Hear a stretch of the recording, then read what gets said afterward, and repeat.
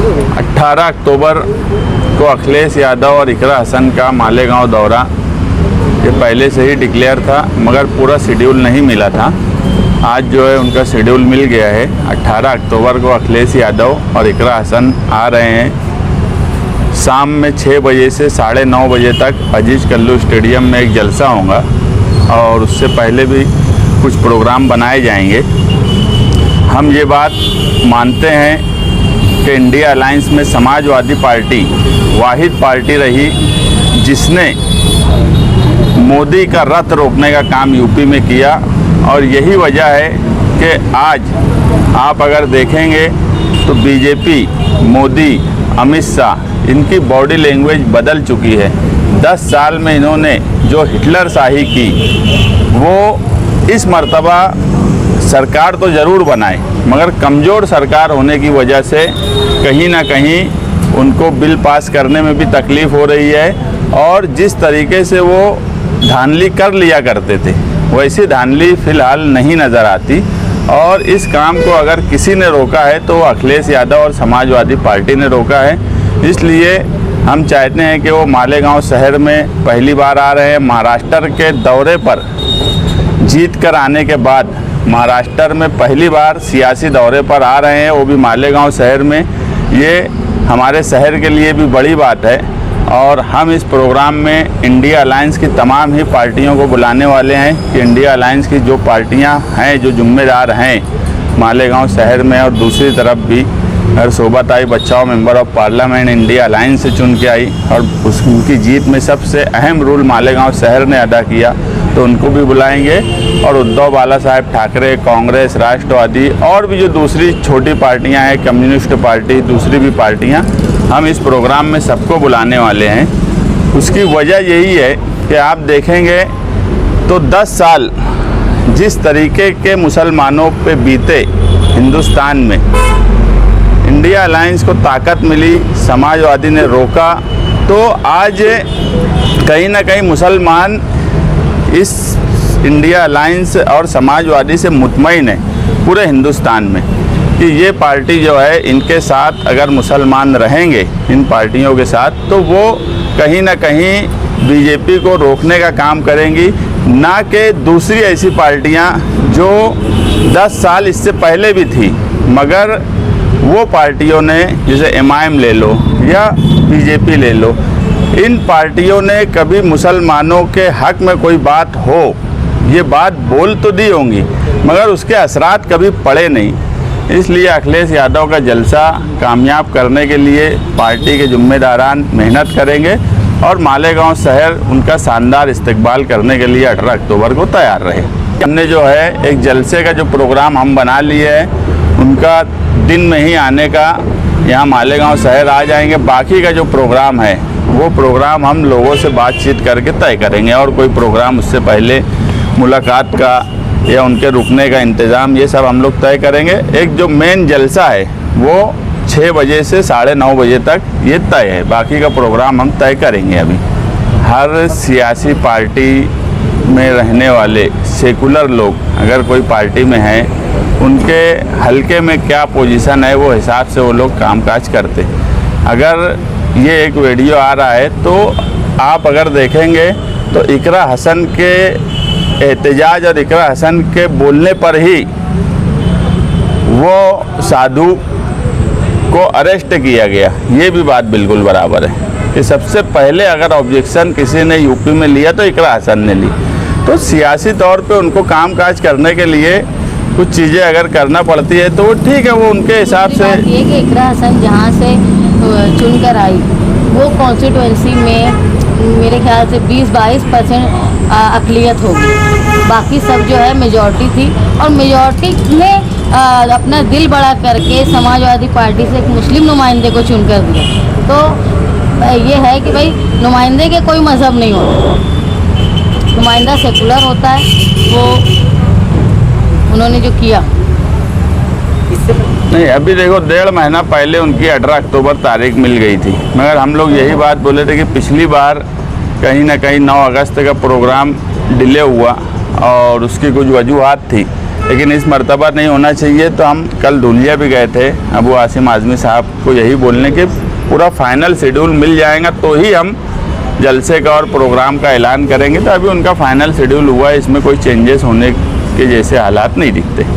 बोले कि लोगों से बातचीत करेंगे, हम एक कमेटी बनाएंगे जो शहर में दीनी समाजी तंजीमों से मिलेंगी और उसके बाद हम उनके पास मुतालबा रखेंगे। 6 से 9:30 इसमें भीड़ इकट्ठा हो पाएगी। अक्सर लोग 9 बजे के बाद भी जलसा का पहुँचते हम कर लेंगे। नहीं क्या एतराज़ हम किस बात पे किए? बहुत सारी बातों पे आप अक्सर जमीयत के ताल्लुक से समाज जमीयत के ताल्लुक से हम कभी नहीं बोले। बताओ मुझे एक बात, बताओ क्या? एक मिसाल बताओ कि हम जमीयत के ताल्लुक से बोले।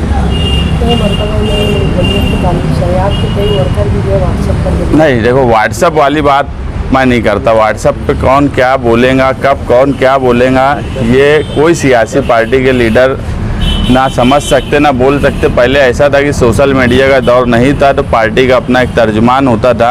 अब तमाम ही पार्टियों का ऐसा है कि उनके वर्कर और सोशल मीडिया पे सामने से कोई बात होती, उस पर वो कब कौन क्या लिख देंगे, तो उस पर मैं बात नहीं बोलूँगा।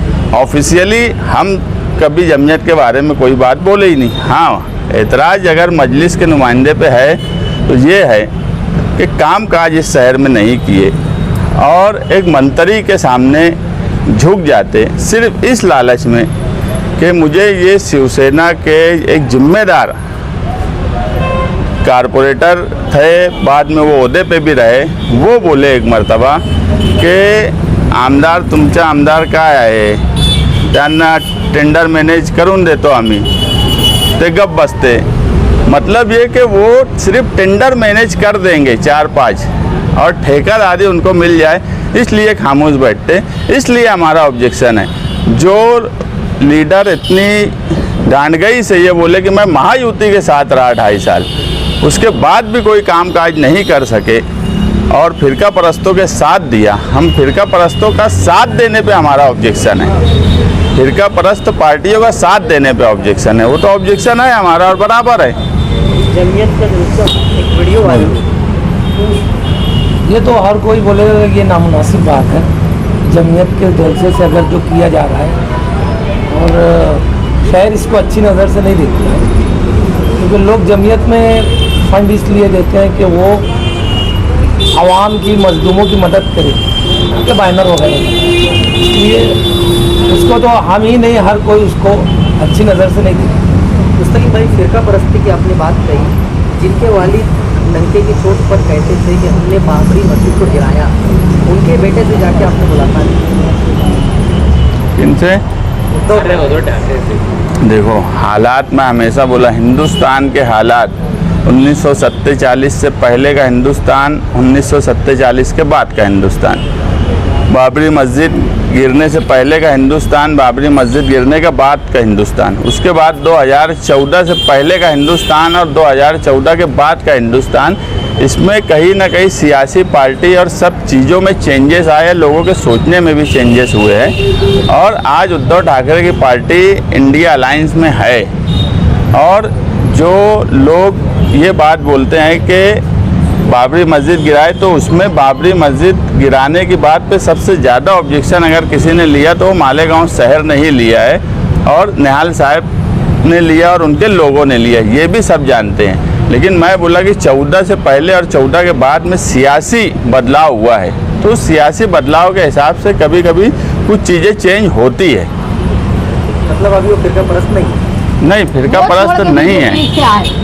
आज कोई ताकत कमजोर होती है फिरका बीजेपी को छोड़े, उनका साथ देना चाहिए बीजेपी को कमजोर करने के। आज हमारा अव्वल मकसद है कि बीजेपी कैसे भी कमजोर हो।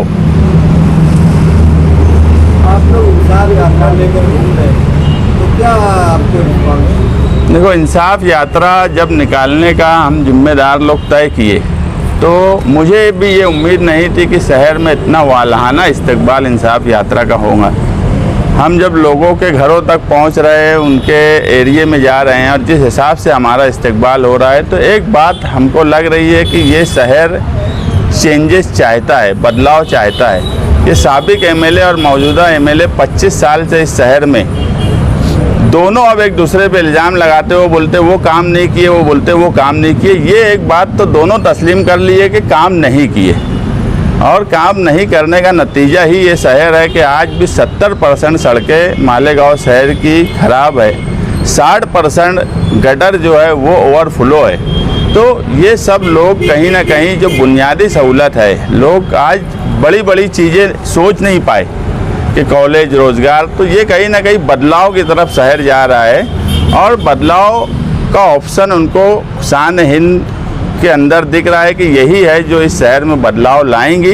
इसलिए हमको बहुत अच्छा उसका रिस्पांस मिल रहा है, और ये यात्रा अभी हम 2 दिन और चलाएंगे, क्योंकि अब जलसे का हमारा फाइनल ऐलान हो गया है। तो 2 दिन यात्रा चलाने के बाद हम जलसे की तैयारी में लग जाएंगे।